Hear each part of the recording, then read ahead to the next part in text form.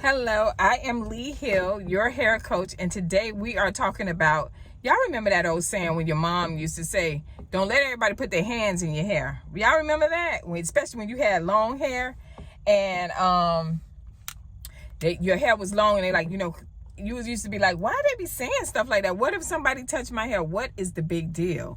But as you got older, you was like, oh, now I see why mama and grandma used to say, don't let everybody put their hands in your hair because everybody don't mean well. All right. So today we're going to talk about that topic. I did write it down so we can kind of elaborate a little bit more. I pray everybody is having a wonderful, wonderful week so far. This is Tuesday. Also, I do want to say too, go ahead and hit the like, share this video.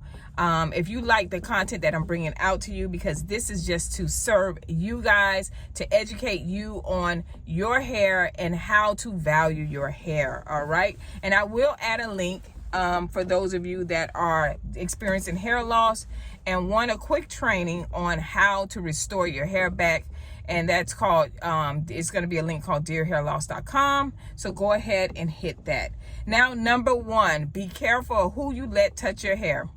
The first person that you need to be careful of letting them touch your hair is an unclean hairstylist. Oh, y'all like, what? Yes. And you know they be unclean. You go into the salon, if the station is filthy, if the same barbicide water, the blue water done turned green, gray, you know good and well you should not be sitting in that person's chair, right? You know, so we could joke about it a little bit, but just think about all of the germs and the diseases that is carrying around in that area. Because when we are touching your hair as hairstylists, that is an intimate time. A lot of people come with like hair conditions. Some people may have diseases that are, you know, that you can catch, you know, whatnot. And so, you know, you may have a scrape in your head or blood and different things like that. And you get that combing through it. And a lot of times they don't even respect you guys enough to say, let me use another comb, right? And then they put in that same dirty water and it never changes, right? The station is filthy. There's hair on the floor. Or if you go to the kitchen hairstylist, if you go into a bathroom and you don't want to use it, that is your fault. You probably should not trust that person with your hair. And why is that? Because if they are unclean with their own selves and unsanitary like that, what do you think they think about your hair? They do not care.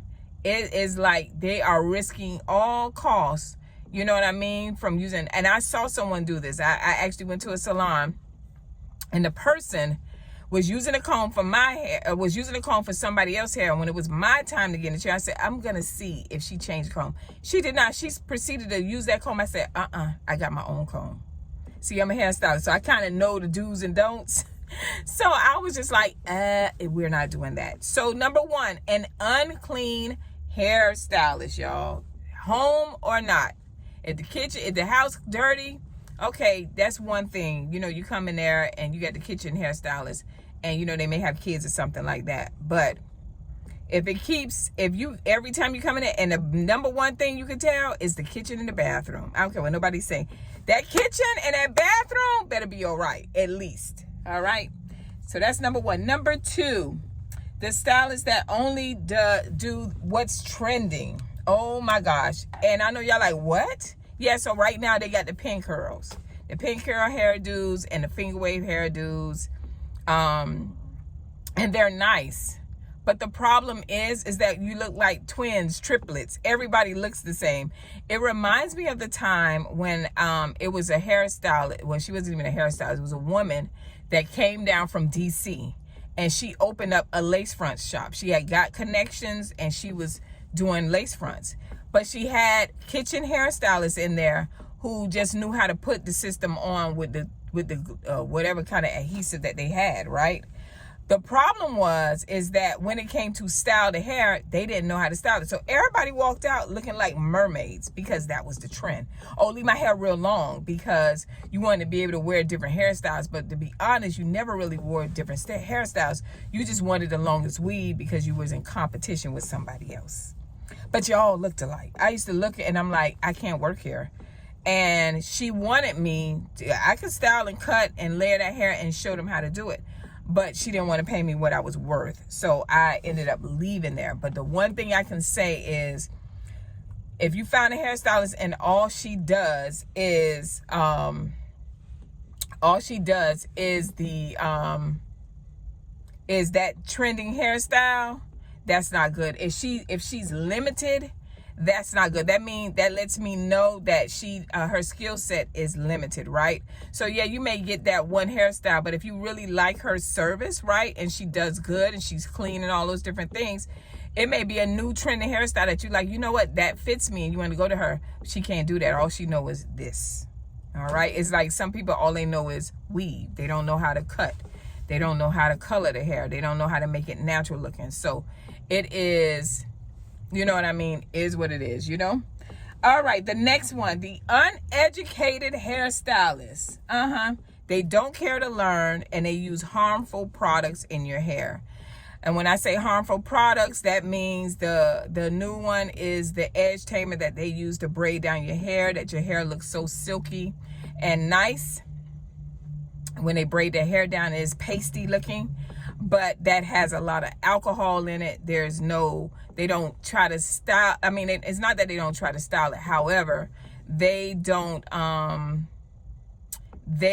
care what products that they put in your hair. So if it has paraffin in it, it's okay. As long as I can get the look that I need to get, that's fine. If I have to put a bunch of gel in your hair, that's okay. If you want a quick weave and I have to put the hair wrap, the paper over your scalp, right? And I want to do your quick weave gonna be slayed. However, your hair, when you take that quick weave off, that will be slayed too, dead, because a lot of times too, just think about this, some of y'all don't even have hair conditions, but because of the fact that you do these type of hairstyles, right, where they're putting paper on, where you can't get to your scalp, where you can't wash your scalp, where you can't tend to your scalp, and a lot of y'all, like, you pick hairstyles that's gonna last. Oh, that'll last me 2 weeks till I get paid again. But what you don't realize, that hairstyle, that temporary hairstyle, yeah, it's gonna last you 2 weeks. But that hair under there, it's not gonna last long after a while. So if you have, I notice a lot of women that have, beforehand, if you had scalp condition, maybe you had lupus and you have scalp condition or dermatitis or psoriasis, different things, and you're like, my scalp always white or is always inflamed, and you're picking those type of hairstyles, that's probably not the stylist that you need to allow to touch your hair.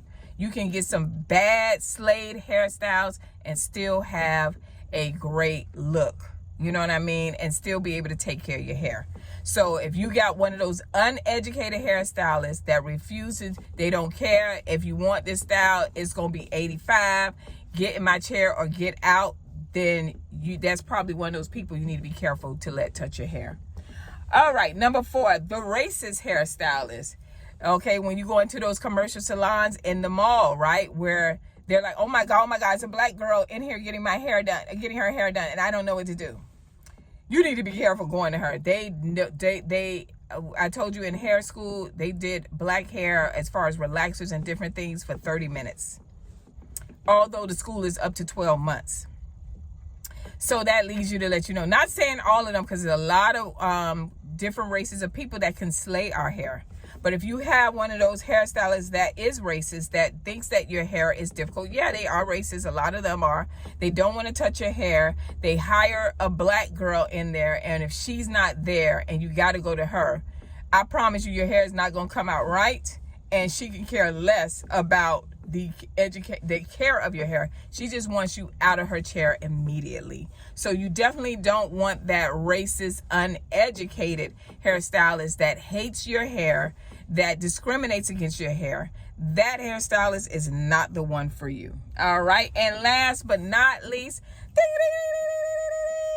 number 5, you do not want the lazy, unprofessional hairstylist. Who is that? The one that cancels appointments, reschedules. I seen recently a girl walking with half her head was braided up, the other half was in a ponytail.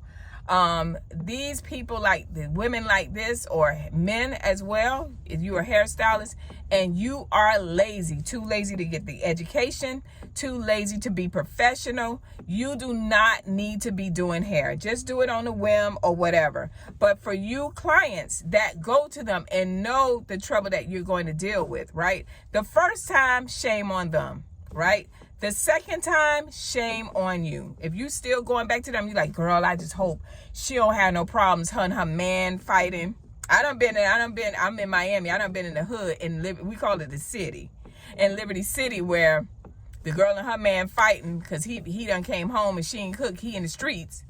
And now she got to stop doing my hair because she got to argue with him, and then she got to cook his food, and then she got to be like, girl, I'm going to do your hair tomorrow. Just come here early in the morning. You get there early in the morning, and she still sleep. It's a whole bunch of stuff, y'all. So do not let someone that is lazy, and lazy meaning don't take care of their own hair. They don't do their own hair. That is lazy. That is nasty. They don't take care of themselves.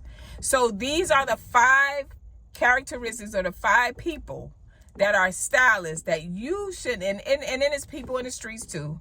You know, your auntie who just got her license, she want to practice on your hair. Don't let her touch your hair.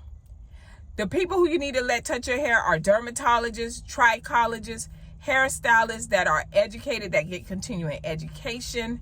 Those are the people that you need to let touch your hair. But for those that are not educated and that refuse to be clean, and to be clean and not to be lazy and not professional, you probably need to be careful and don't touch their hair. And we're going to go all the way back to what our mama said and our grandma said, for those who was raised by their grandma.